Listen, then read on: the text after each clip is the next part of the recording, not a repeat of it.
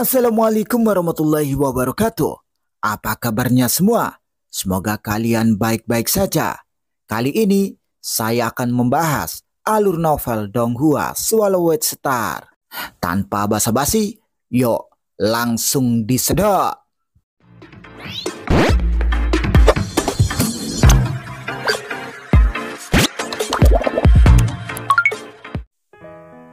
Lanjutkan dari cerita sebelumnya. Luo Feng tiba di tingkat ke-9. Ini berarti dia telah berhasil. Dia akan mendapatkan Dewa Wugi dan disegel. Luo Feng berdiri di istana persegi. Ada batan kuno di dinding yang memiliki gaya khusus untuk dunia jin. Inikah lantai 9 menara Wugi? Mata Luo Feng berbinar. Tiba-tiba sebuah suara datang dari area sunyi di depannya. Masuk! Mengikuti suara kuno, Luo Feng maju di sepanjang jalan terpencil. Itu terdiri dari banyak lempengan batu persegi besar. Setiap lempengan memiliki ukiran yang berbeda. Masing-masing diukir dengan apa yang disebut kesempurnaan. Bahkan Luo Feng sendiri tidak bisa tidak mengagumi patung-patung ini. Setiap kali dia menundukkan kepalanya ke arah lempengan itu. Berbelok di sudut, dia melihat sebuah pintu yang dibiarkan terbuka. Dengan pandangan sekilas, Luo Feng melihat keluar pintu dan melihat di dalam ruangan ada beberapa komponen robot dan bagian senjata yang ditempatkan dengan santai dan berantakan. Luo Feng berjalan ke pintu dan melihat seorang pria berjubah indah. Dia menatap tajam ke beberapa komponen robot berbeda yang ditempatkan di sampingnya. Pria berjubah indah itu berbalik dan melihat ke arah Luo Feng, lalu dia tersenyum. Karena kamu di sini, silakan duduk dulu. Di depan ada tata hitam yang indah. Luo Feng tidak mengucapkan sepatah kata pun. Dengan patuh, dia naik ke tahta dan duduk. Pria ini, Luo Feng melihat dengan cermat. Aneh, bahkan kesadaran virtual dari Sungai Duandong sebelumnya membawa aura kekuatan yang menindas. Bagaimana mungkin dia tidak memiliki sedikit pun kekuatan yang menindas? Mengesankan. Luo Feng diam-diam terkejut. Bahkan dengan kekuatan tekadku yang masih tidak dapat mengendalikan diri, saya telah mengembangkan perasaan yang baik untuknya. Pria yang mengenakan jubah indah itu memandang ke arah Luo Feng. Kamu pasti sangat penasaran mengapa Raja Dewa membuat menara Wugi ini? Mengapa merancang begitu banyak rintangan yang sulit? Sekarang, izinkan saya memberitahu Anda alasannya. Pertama, saya harus memberitahu Anda identitasku. Akulah Raja Dewa dari dunia jin ini. Mendengar itu, Luo Feng tercengang. Yang mulia Raja Dewa. Dia mungkin sudah menebaknya, tapi dia tidak berani mempercayainya. Pria berpenampilan biasa ini yang memiliki penampilan seperti kakek biasa dari bumi adalah Yang Mulia Raja Dewa. Secara teknis, akulah kesadaran virtual yang ditinggalkan oleh Yang Mulia Raja Dewa setelah dia pergi, kata pria berjubah indah itu sambil menatap Luo Feng. Luo Feng diam-diam terkejut, tapi semuanya seperti yang dia duga. Yang Mulia Raja Dewa telah benar-benar mati. Sepertinya kau tidak terlalu terkejut. Sepertinya semuanya sesuai harapanmu. Aku mungkin telah mengamatimu dari jauh, tapi tidak ada lagi yang bisa aku ceritakan tentangmu. Tapi sekarang aku tahu, kamu bukanlah bentuk kehidupan dari dunia jinku, kata pria itu yang masih menatap Luo Feng. Luo Feng terkejut dalam hati, tapi di luar, Luo Feng mempertahankan ketenangannya. Dia berkata, saya tidak terlalu peduli. Aku masih merasa kaget, tapi semua yang baru saja kamu katakan tidak bisa dipercaya. Itulah sebabnya aku masih mempertahankan sikap yang meragukan. Kamu bilang, kamu adalah Yang Mulia Raja Dewa. Lalu kamu bilang, kamu adalah kesadaran virtual yang ditinggalkan oleh Raja Dewa setelah dia meninggal. Yang Mulia Raja Dewa sangat jauh dariku. Bagaimana mungkin dia bisa mati? Dan juga, kamu menyebutkan bahwa aku bukan bentuk kehidupan dari dunia jin. Apa maksudmu? Hahaha. Pria berjubah indah itu tertawa riang. Tidak perlu waspada terhadapku, tidak perlu khawatir. Dia tertawa lagi dan berkata, saya akan menceritakan semuanya secara rinci. Kemudian Anda akan mengerti. Luo Feng mendengarkan dengan cermat. Sedikit ingatan melintas di mata pria berjubah itu. Dulu, itu sudah sangat lama sekali. Aku memilih jalan tanpa harapan yang sepertinya tidak mengarah kemanapun selain malapetaka. Jadi, sebelum aku berangkat, aku menciptakan menara Wuki ini di dunia jinku dan meninggalkan misi untuk menerima gelar. Bahkan jika saya gagal, maka mungkin saya masih memiliki kesempatan untuk membalikkan situasi. Lalu saya pergi. Tetapi hanya setelah saya meninggalkan kesadaran virtual di sini yang memiliki semua ingatan dan pikiranku. Itu hampir esensiku secara keseluruhan. Satu-satunya perbedaan adalah bahwa itu bukanlah bentuk kehidupan yang sebenarnya. Tentu saja, meskipun aku adalah kesadaran virtual dalam pikiran bawah sadarku, aku masih menganggap diriku sebagai Raja Dewa. Mendengar itu, Luo Feng mengangguk. Setelah Raja Dewa pergi, aku benar-benar tidak tahu bahaya macam apa yang dihadapi. Lanjut pria berjubah itu. Lagi pula, aku tidak bisa menjalin kontak dengannya. Melalui pemahamanku tentang dunia jin, saya akhirnya menemukan pada hari tertentu bahwa Raja Dewa telah dimusnahkan. Menara Wuki memiliki total 9 tingkat. Tingkat ke-9 adalah tempat seseorang dapat terhubung ke inti asal mula alam semesta dari seluruh dunia jin. Saya sering menjadi inti dari asal dunia jin, dan pemusnahan Raja Dewa pasti menyebabkan perubahan besar pada inti. Dia menatap Luo Feng.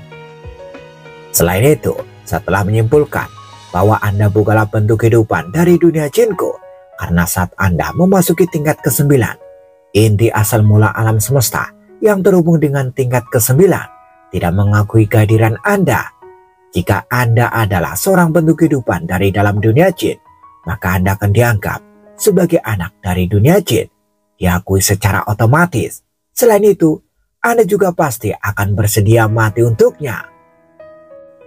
Luo Feng mengerti. Karena Anda sudah mengetahui hal ini, bagaimana Anda ingin melanjutkannya?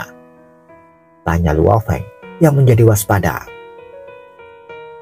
Kamu hanya perlu bersumpah, ucap pria berjubah indah itu sambil tertawa ringan. Di masa depan, ketika kamu menjadi makhluk hebat di level Raja Dewa, kamu harus melakukan yang terbaik untuk membunuh 3 keberadaan puncak lainnya. Luo Feng tercengang. Saat aku menjadi makhluk hebat di level Raja Dewa, Luo Feng dikejutkan dengan keadaan bingung. Saya sekarang hanya seorang ahli hukum. Karena itulah kau tidak perlu khawatir, kata pria berjubah itu sambil menggelengkan kepalanya. Saat ini, semua ini masih jauh di luar jangkauan Anda. Anda tidak dapat memberikan bantuan apapun kepada dunia jinku. Ini hanya akan menjadi janji yang Anda berikan kepadaku. Sebuah janji untuk direalisasikan ketika Anda menjadi Raja Dewa. Jangan khawatir, setelah Anda memberikan janjimu, hanya ada hal-hal baik yang menunggu Anda. Jika Anda memilih untuk menolaknya dan memilih untuk menghancurkan diri sendiri, saat Anda melakukannya, saya harus memusnahkan jiwa Anda. Saya tahu bentuk kehidupan dari luar dunia jin memiliki kemampuan untuk membagi tubuh. Luo Feng tercengang. Tampaknya Yang Mulia Raja Dewa sangat memahami banyak hal. Aku tahu lebih dari yang kamu duga, kata pria itu sambil menatap Luo Feng. Kalau begitu, tentukan pilihanmu untuk berjanji atau menolak. Luo Feng tertawa pasrah lalu berkata, apakah saya punya pilihan? Kalau begitu, saya harus memastikan bahwa sumpah Anda benar. Bagaimanapun, saya hanya kesadaran virtual. Jangan sampai saya ditipu oleh Anda. Dia tertawa lalu menunjuk ke sekeliling yang jauh di kejauhan. Seketika di udara, banyak untayan pahatan hukum mulai bermunculan. Dalam waktu singkat, sekelilingnya dibungkus oleh sangkar raksasa yang terdiri dari ukiran hukum yang tak terhitung jumlahnya. Cahaya berwarna hijau berkabut pindah untuk menyelimuti Luo Feng. Dengan cara ini, saya akan dapat melacak setiap jejak perubahan dalam jiwa Anda, kata pria berjubah itu sambil tersenyum. Jika Anda tidak jujur, saya juga akan tahu. Hah? Pria berjubah indah tiba-tiba berdiri dengan ekspresi terkejut. Pria itu tampak terpesona saat memandang Luo Feng dan berkata, "Kamu? Bagaimana denganku?" tanya Luo Feng yang dipenuhi dengan keraguan. Hahaha. Pria berjubah indah itu tertawa keras tanpa hambatan dengan kepuasan yang tak tertandingi. Luo Feng merasa semakin tidak pasti apa yang terjadi. Bubar! Pria yang mengenakan jubah indah menuju ke udara dan ukiran hukum yang tak terhitung jumlahnya yang awalnya tergantung di ruang hampa benar-benar tersebar. Yang mulia Raja Dewa, tidakkah Anda ingin saya bersumpah? Luo Feng berkata dengan bingung. Tidak perlu, kata pria berjubah indah itu. Dia tersenyum pada Luo Feng. Karena Anda telah menyelesaikan kultivasi dari manual 9 volume, jadi Anda tidak perlu bersumpah. Buku manual 9 volume? Luo Feng sangat terkejut. Begitu tercengang hingga dia kehilangan ketenangan. Manual 9 volume. Ini adalah manual yang benar-benar mengubah takdirnya. Itu semua berkat manual 9 volume, sehingga dia mampu berbuat sejauh ini sebagai makhluk hebat. Buku manual 9 volume, menurut guru tamu kuno yang duduk, adalah ciptaan yang dia ciptakan. Dan itu hanya bisa diberikan kepada seorang kultivator tunggal yang terpilih ini harus menjadi bentuk kehidupan dari denyut nadi penduduk bumi. Apa? Pikiran Luo Feng sepertinya akan meledak dengan gelombang pikiran yang mengalir tanpa henti. Jika tamu kuno yang duduk yang membuat manual ini, bagaimana yang mulia Raja Dewa tahu tentang itu? Ada apa dengan manual 9 volume? Tanya Luo Feng menekankan. Hahaha, manual 9 volume adalah seperangkat pengetahuan yang hilang dari dunia jinku yang seharusnya tidak pernah terungkap. Setelah mengolahnya, tidak hanya tubuh dewa seseorang akan mengalami perubahan yang cepat, tetapi juga akan sangat membantu jiwa. Ini adalah seperangkat pengetahuan super yang akan membawa perubahan mutlak dalam bakat seseorang di bidang pemahaman. Selama seseorang telah mengembangkan manual 9 volume, dia akan menjadi inti sebenarnya dari bangsa jinku. Anda telah mengembangkan manual 9 volume, jadi secara alami Anda termasuk dalam denyut nadi jinku. Ketika Anda bangkit di masa depan, jika Anda tidak membunuh 3 lainnya, sebagai gantinya, mereka yang akan datang mencarimu. Jadi, kamu tidak perlu lagi bersumpah. Tidak heran, guru tamu kuno yang duduk tidak menghubunginya sejak dia memasuki dunia jin. Dia juga tidak bertanya tentang dunia jin. Tamu kuno yang duduk bahkan belum memasuki dunia jin. Luo Feng merasa bahwa dia sekarang tahu lebih banyak tentang tamu kuno yang duduk. Meskipun dia masih belum tahu banyak tentang tamu kuno yang duduk yang misterius, dia setidaknya sekarang tahu bahwa dia entah bagaimana terkait dengan dunia jin. Pikiran Luo Feng berpacu, namun dia masih bisa berbicara dengan Raja Dewa secara normal. Yang mulia, siapakah 3 makhluk tertinggi yang Anda bicarakan? Saya perlu mengetahui tentang mereka terlebih dahulu. Tentu saja, mereka adalah 3 tuan negara dari negara adidaya lain, negara Si, kata pria berjubah mewah itu. Tuan negara Si? Luo Feng mengangguk tetapi bingung. Di mana mereka sekarang? Mungkinkah apakah negara Si sudah dihancurkan? Hancur? Pria berjubah mewah itu tampak bingung. Lalu dia menghela nafas. Ya, sudah lama sekali. Negara Si mungkin telah dihancurkan. Luo Feng tidak dapat menahan diri untuk bertanya. Yang mulia, jika mereka masih hidup, bagaimana saya bisa menemukan mereka? Tidak perlu terburu-buru. Pria berjubah mewah itu tersenyum. Ketika kamu menjadi lebih kuat, kamu akan tahu lebih banyak rahasia.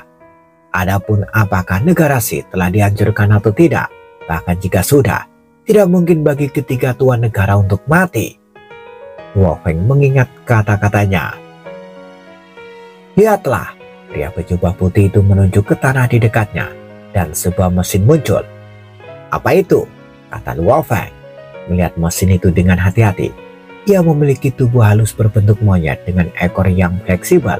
Itu duduk di sana dalam diam. Kekuatan itu membuat jantung Luo Feng berdebar kencang.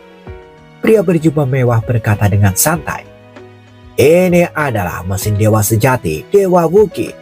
Itu adalah salah satu mesin tingkat dewa sejati binatang. Dan itu hanya memungkinkan satu makhluk hebat untuk menggunakannya. Itu harta berharga mesin tingkat atas yang dapat sepenuhnya memanfaatkan kekuatan Anda. Satu-satunya kelemahannya adalah ia menghabiskan banyak energi. Anda sudah memiliki tubuh yang sangat besar, tetapi Anda tetap harus berhati-hati. Jangan menggunakan terlalu banyak kekuatan dewa sekaligus. Jika tidak, Anda akan membutuhkan waktu lama untuk memulihkan tubuh Anda." Luo Feng mengangguk menatap Dewa Wuki dengan mata berbinar. "Jika Anda menyelesaikan tugas penyegelan dan menjadi makhluk agung yang tersegel, Anda memenuhi syarat untuk mendapatkan Dewa Wuki. Dewa Wuki ini adalah milik Anda sekarang," kata pria berjubah itu. "Milikku, tapi itu membutuhkan kredit militer," kata Luo Feng sambil memandang pria berjubah itu. "Karena Dewa Wuki membutuhkan 30 juta kredit militer." "Hahaha, untuk setiap tugas yang diselesaikan, Anda menerima kredit militer." Pria berjubah itu tertawa. "Tugas penyegelan ini berat, jadi hadiahnya adalah 30 juta kredit militer. Apakah kamu benar-benar menginginkan sesuatu yang berharga selain Dewa Wuki? Kamu dapat membuat keputusan sendiri." "Tidak, tentu saja aku menginginkannya," kata Luo Feng. Luo Feng melihat mesin di depannya. Lautan semesta dalam kekacauan sekarang, terutama setelah munculnya tanah ekstremis keempat. Selain itu, keinginan alam semesta asli membimbing kami ke negeri ini. Master Bintang Petir Agung juga melakukan bentuk kekuatan yang sama sekali berbeda dari kekuatan dewa. Pasti ada rahasia di balik semua peristiwa ini. Luo Feng merasa badai akan datang. Semakin saya menjadi kuat, semakin baik saya bisa mengatasi situasi ini. Selain itu, saya telah melakukan perjalanan melalui Menara Wuki dan saya mendapatkan banyak barang berharga tipe mesin dan armor level dewa sejati di lantai 3 dari para prajurit itu. Saya dapat kembali dan menukarnya dengan kredit militer, lalu menukarnya kembali dengan beberapa barang berharga yang cocok untuk ras manusiaku. Setelah itu, Luo Feng berjalan ke Dewa Wuki dan menyegel jejak hidupnya di dalamnya. Barang berharga tipe mesin ini yang tampak seperti monyet hitam segera bergabung dengan tubuh Luo Feng, mengubahnya menjadi monyet berbentuk manusia dengan ekor, tetapi wajahnya tetaplah wajah Luo Feng. Sangat rumit. Luo Feng mempelajarinya sedikit dan dapat mengetahui bahwa ukirannya sangat rumit. "Ini adalah mesin level dewa sejati dan ini salah satu mesin tingkat atas," kata pria berjubah. "Jika Anda ingin memaksimalkan kekuatannya, pemahaman Anda tentang hukum harus berada di tingkat atas di tingkat dewa sejati. Tentu saja, meskipun Anda hanya seorang ahli hukum, Anda masih dapat menggunakannya. Tentu saja, meskipun Anda hanya seorang ahli hukum, Anda masih dapat menggunakannya. Kekuatan mesin ini terbagi menjadi 3 tingkat." Luo Feng tersenyum. "Singkirkan Dewa Wukimu," kata pria berjubah itu. "Aku tidak ingin para prajurit itu mengetahui rahasia di balik tugas penyegelan ini. Itulah sebabnya aku menggunakan Dewa Wuki sebagai tameng untuk menggoda para ahli hukum dan dewa sejati itu. Sebenarnya itu tidak berharga." Luo Feng tidak membantah. Memang benar, bagi yang mulia Raja Dewa, mesin level dewa sejati bukanlah apa-apa. "Karena aku berharap kau akan menjadi Raja Dewa, aku akan memberimu metode latihan." Pria berjubah mewah itu menggelengkan kepalanya. "Saya mahir dalam membuat barang berharga, tetapi tampaknya Anda tidak. Adapun teknik pertempuran, saya tidak pandai dalam hal itu. Saya telah menyiapkan warisan untuk Anda." Mata Luo Feng berbinar. "Mulailah memahaminya sendiri." Pria berjubah itu melemparkan kristal yang bersinar dengan cahaya hitam Aku satu-satunya Raja Dewa di negeri Jin, jadi aku tidak bisa memberimu warisan terbaik dalam pertempuran. Ini adalah kombinasi dari semua teknik yang aku peroleh dan makhluk agung yang bekerja untukku. Dengan membunuh orang lain, itu akan membantu Anda menjadi Raja Dewa. Luo Feng mengangguk dan berjalan ke kristal. Kamu perlu waktu untuk mempelajari warisan. Meskipun Dewa Wuki sangat membantu, Anda bisa mati jika Anda menemukan Dewa Ruang Hampa sejati. Itulah sebabnya saya akan memberi Anda kekuatan dunia di dunia Jin, kata pria berjubah. Kekuatan dunia, kata Luo Feng linglung. Anda telah menyelesaikan tugas penyegelan. Anda memiliki status yang sama dengan 4 jenderal, tetapi hanya di permukaan.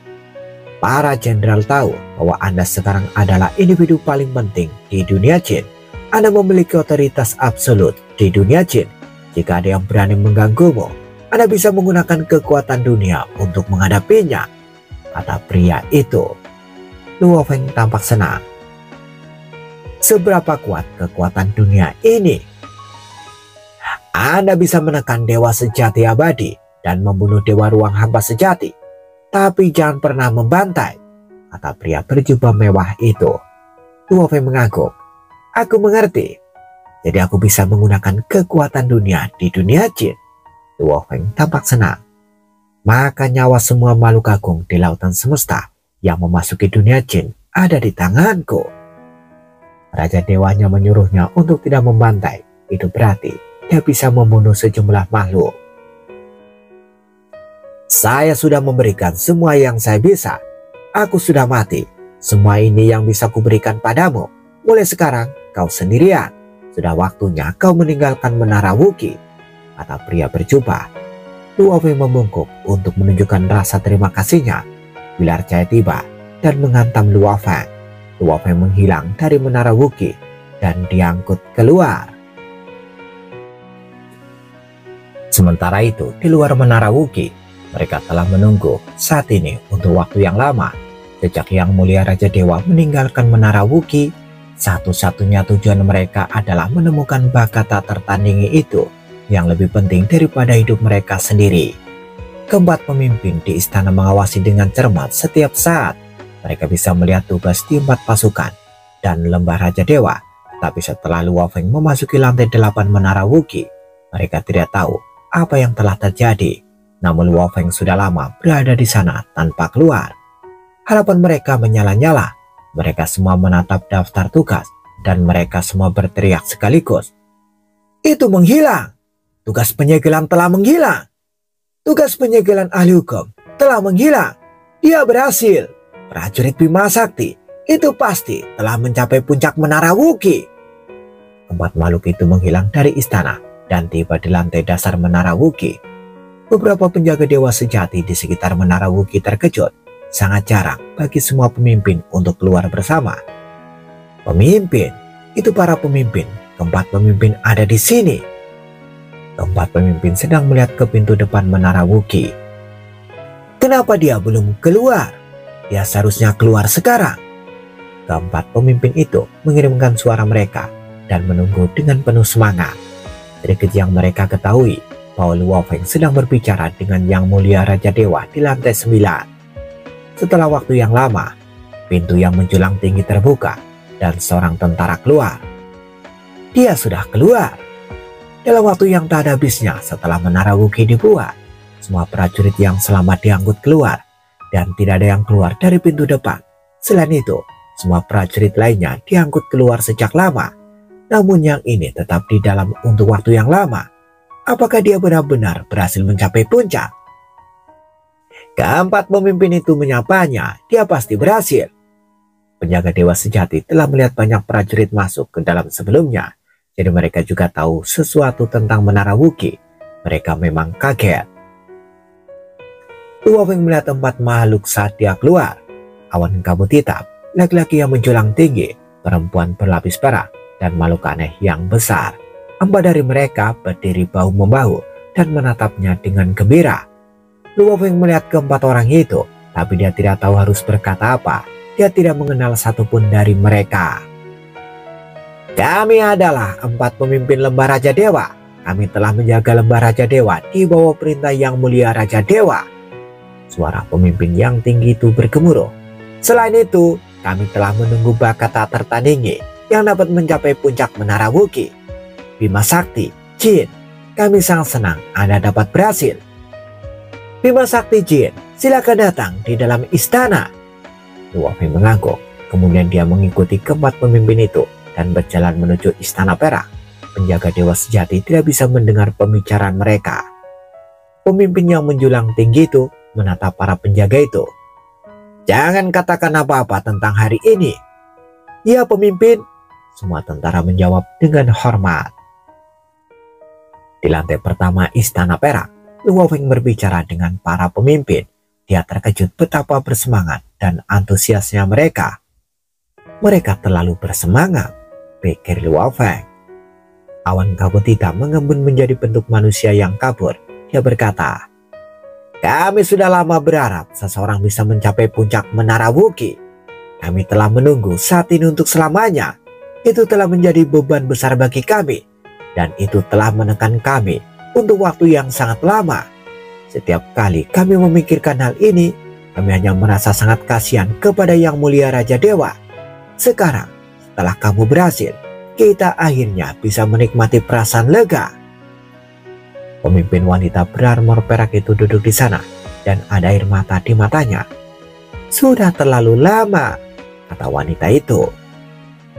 Tunggu saja di sini sebentar, Bima Sakti. Kami telah memberitahu keempat jenderal bahwa Anda baru saja berhasil mencapai puncak Menara Wookiee. Pemimpin yang menjulang tinggi itu menjelaskan. Empat jenderal itu perkasa. Jadi mereka akan bisa tiba di sini dalam waktu yang sangat singkat. Sama seperti kita, keempat jenderal telah bertanya-tanya tentang cara terbaik untuk menyaring dan menumbuhkan seorang jenius yang tak tertandingi yang bisa mencapai puncak Menara Wookiee. Keempat jenderal juga akan sangat senang ketika mereka tahu bahwa Anda telah berhasil. Mereka pasti ingin bertemu dengan Anda. Luo Feng mengangguk dan tersenyum. Aku sudah lama tahu tentang empat jenderal. Aku selalu ingin bertemu dengan mereka, tapi aku tidak pernah mendapat kesempatan, kata Luo Feng. Saat Luo Feng sedang berbicara dengan empat pemimpin, tiba-tiba empat makhluk memasuki istana. Luo Feng melihat dua makhluk agung suku dan dua makhluk agung binatang yang aneh. Mereka semua menekan kekuatan mereka, namun Luo Feng masih merasa tertekan.